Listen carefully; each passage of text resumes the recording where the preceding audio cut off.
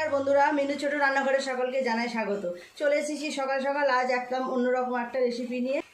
আজ আমি ডিমের কারি রান্না করব, কিন্তু একটু ডিমগুলোকে একটু আপনাদের দেখাবো কেমন দেখতে। কিছুদিন আগেই আমি আপনাদের ডিমের রেসিপি করে দেখিয়েছিলাম, নিরামিষ ডিমের রেসিপি। তো কিভাবে বানিয়েছিলাম, কী দিয়ে বানিয়েছিলাম সবটাই তো দেখিয়েছিলাম। আজকে কিন্তু অরিজিনাল ডিম দিয়েই আমি দেখাবো রান্নাটা। তো চলুন কী কী নিয়েছি আগে দেখিয়ে দিই।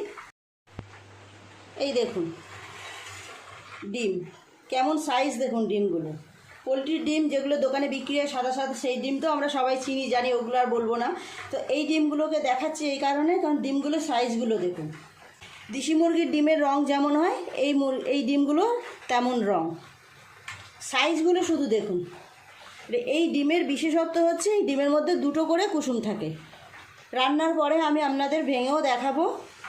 এখানে 9টা ডিম আছে, আমি 8টা রান্না করবো। আর এই একটা ডিম ফেটে গেছে, ডিমটাকে অমলেট করে নেব। ডিম আর আলুগুলো আগে সেদ্ধ করে নেব। কিছু আলুও কেটে ধুয়ে পরিষ্কার করে নিয়েছি। ডিম আর আলু দিয়ে আজকে সুন্দর একটা রেসিপি বানাবো। ডিমগুলো আগে সেদ্ধ করতে দেব। ডিম আলু দুটোই একসাথে সেদ্ধ করব। আলুগুলো দিয়ে দেবো আগে, এক এক করে ডিমগুলো দিয়ে দেবো ধুয়ে ধুয়ে। সাইজগুলো দেখুন, এইরকম একটা ডিম পাতে পড়লে কিন্তু যে কেউ খুশি হয়ে যাবে। আমাদের বাজারে একটা দোকানেই এই ডিমগুলো বিক্রি হয়, সব জায়গায় ডিমগুলো পাওয়াও যায় না। ডিমগুলোর দামও আছে, এক একটা ডিমের দাম 12 টাকা করে। সব ডিমগুলো জলের মধ্যে দিয়ে দিলাম। দিয়ে দেবো অল্প একটু নুন। ডিম সেদ্ধর সময় নুন দিলে ডিমগুলো খুব ভালোভাবে সেদ্ধও হবে, আর ছাড়ানোর সময় খোসাগুলো সুবিধাও হবে। চাপা দিয়ে দেবো, সেদ্ধ হোক। মশলা বানাবো নিয়েছি। কিছুটা পেঁয়াজ আমি এইভাবে কেটে নিয়েছি, এটা বেরেস্তা বানাবো। এখানে নিয়েছি আদা রসুন, একটা বড় সাইজের টমেটো কুচি করে নিয়েছি, আর একটা পেঁয়াজ এখানে কুচি করে নিয়েছি। মশলাগুলোও করে নেব। 10-12 মিনিট এইভাবে চাপা দিয়ে সেদ্ধ করলাম ডিমগুলো আলুগুলো। এবার ঢেলে নেব। সব খুব ভালোভাবে সেদ্ধ হয়ে গেছে, ডিমের গাগুলো ফাটা ফাটা হয়ে গেছে। ঢেলে নিয়ে ঠান্ডা করে নেব ডিমগুলো।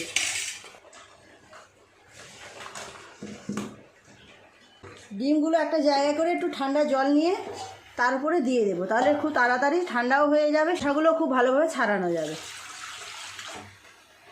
কড়াই ধুয়ে পরিষ্কার করে বসিয়ে দিয়েছি। আগে একটু পেঁয়াজ বেরেস্তা করে নেব। তেলটা গরম হয়ে গেছে।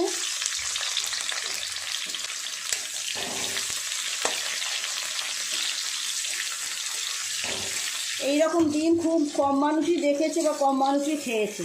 আপনারাও যদি বাড়ির কাছাকাছি কোনো দোকানে পান, একবার কিনে খেয়ে দেখবেন। এত সুন্দর সাইজ, বড় বড়, দেখে সবারই খুব ভালো লাগে। পেঁয়াজগুলো লাল লাল করে ভাজা হয়ে গেছে, তুলে নেব। আলুগুলো আগে একটু ভেজে নেব।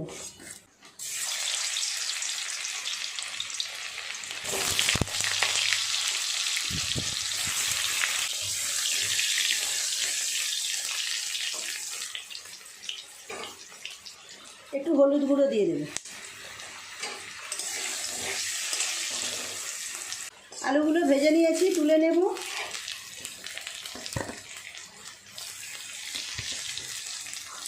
এইরকমভাবে লাল করে ভেজেছি। আরও একটু তেল দিয়ে দেব। ডিমগুলো আগে ভেজে নেব।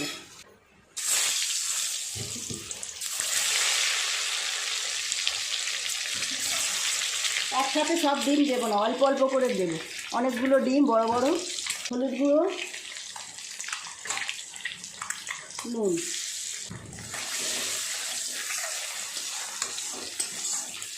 ডিমগুলো একটু লাল লাল করে ভেজে নেব।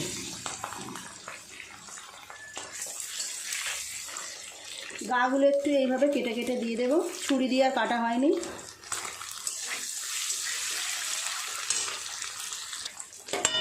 এই ডিমগুলো ভাজা হয়ে গেছে, তুলে নিয়ে বাকি ডিমগুলো ভেজে নেব।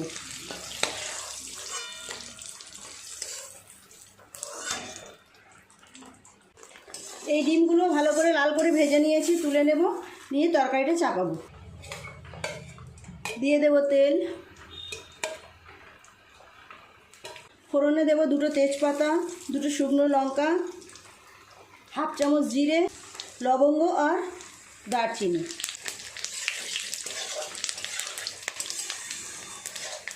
ফোড়নটা হয়ে গেছে, দিয়ে দেব পেঁয়াজ কুচি।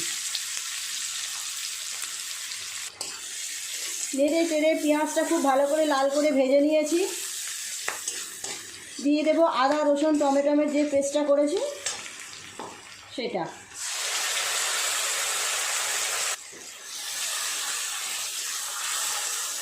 ভালো করে সমস্ত মশলা এভাবে একটু কষিয়ে নেব, তারপর এক এক করে গুঁড়ো মশলা দেব। খুব ভালো করে সমস্ত মশলা কষিয়ে নিয়েছি, পেঁয়াজগুলো বেশ গলে গলে গেছে।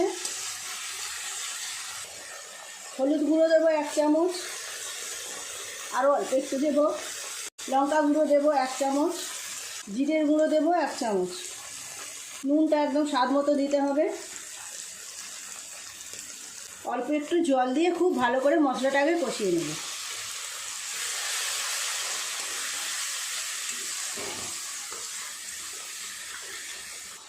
খুব ভালো করে সমস্ত মশলা কষিয়ে নিয়েছি, তেলও ছেড়ে গেছে। দিয়ে দেব বাদাম বাটা, এটা চীনা বাদাম আমি একটু বেটে রেখেছি, দিয়ে দিলাম। এই রকম রান্না এই বাদাম বাটা দিলে খুব সুন্দর টেস্ট আসে, কালারটাও খুব ভালো আসবে, সেই জন্য দিয়েছি। আর একটু এইভাবে নেড়ে চেড়ে জল দিয়ে দেব। কেমন রং এসেছে দেখুন। সমস্ত মশলা কষানো হয়ে গেছে ভালোভাবে। দিয়ে দেব ভেজে রাখা আলু।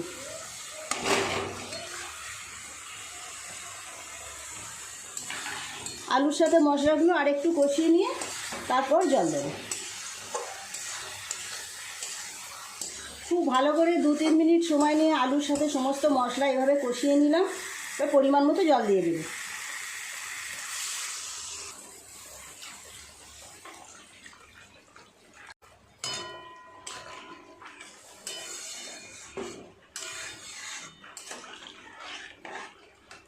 ঝোলটা একটু ফুটে গেলে তারপর ডিমগুলো দিয়ে দেবো। ডিমগুলো দিয়ে আরও কিছুক্ষণ ফোটালেই তৈরি হয়ে যাবে। খুব ভালোভাবে ঝোলটা ফুটে গেছে, ভেজে রাখা ডিমগুলো দিয়ে দেবো। 2টো করে কুসুম থাকে তো কুসুমগুলো বেরিয়ে আসে, খুব আস্তে আস্তে সাবধানে দিতে হবে। খুব ভালো করে টকবক করে ফুটছে, দিয়ে দেবো ওপর থেকে একটু কসুরি মেথি। খুব আস্তে আস্তে একটু নেড়ে দেব।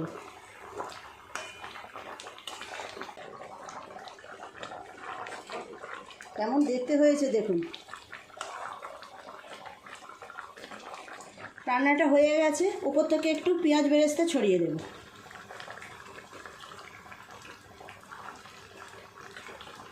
নামিয়ে নেব।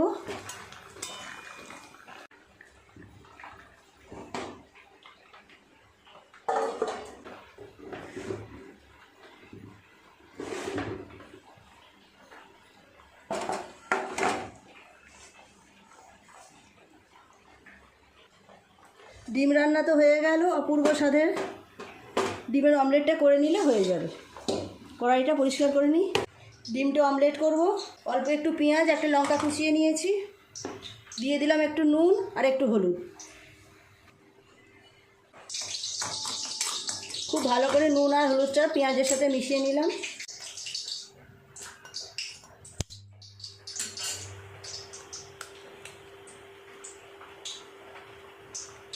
দুটো কুসুম, একটা ডিমের মধ্যে 2টো কুসুম, এই জন্যই ডিমগুলো এত বড় বড় হয়। কড়াই তেল দিয়েছিলাম, তেল গরম হয়ে গেছে, কড়াইয়ের মধ্যে দিয়ে দেবো ডিমটা।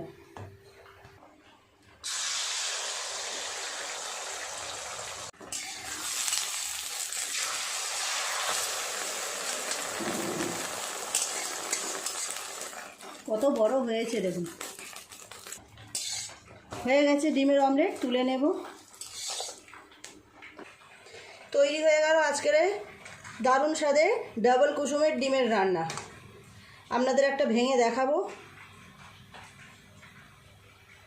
এই দেখুন, এই একটা কুসুম, আরও কাছে নিয়ে এসো দেখাও ভালো করে। আর দেখুন, এই দেখুন এর ভিতরে আর একটা কুসুম আছে। 2টো করে কুসুম থাকে। ডিমগুলো দেখতে যেমন বড়, 2টো করে কুসুম থাকে। এই রেসিপিটা খেতেও খুব সুন্দর লাগে। আর এই যে ডিমটা ফেটে গেছিলো ওই ডিমটাও অমলেট করে নিলাম। প্লিজ বন্ধুরা আজকের রেসিপিটা কেমন লাগলো কমেন্ট করে জানাবেন, ভালো লাগলে একটা লাইক করে দেবেন। এখনো পর্যন্ত যারা মিনু ছোট রান্নাঘর চ্যানেলটি সাবস্ক্রাইব করেননি, সাবস্ক্রাইব করে পাশে বেল ঘন্টিটা অবশ্যই ক্লিক করবেন, তাহলে যখনই আমি এরকম নতুন নতুন কোনো ভিডিও আপলোড করব তার সাথে সাথে সবার আগে আপনার নোটিফিকেশনে পৌঁছে যাবে। সবাই খুব ভালো থাকবেন, দেখা হচ্ছে পরের দিন নতুন কোনো ভিডিওর সাথে। নমস্কার।